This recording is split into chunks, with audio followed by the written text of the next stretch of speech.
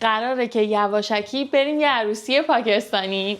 از اول سفر پاکستانم گیر داده بودم میخوام یه عروسی برم و دوستان بهم گفتن ما همراهیت میکنیم، ولی خطراتش با خودت، اگر بیرونت کردن به من ربطی نداره. الله ماشاءالله. لگا کے رکھنا ڈولی سجا کے رکھنا مہندی لگا کے رکھنا. تالارای عروسیشونم اهمیتی به کارت دعوت نمیدن و فقط باید سرتون رو بندازین برید تو، کسی چیزی دیگه بهتون نمیگه.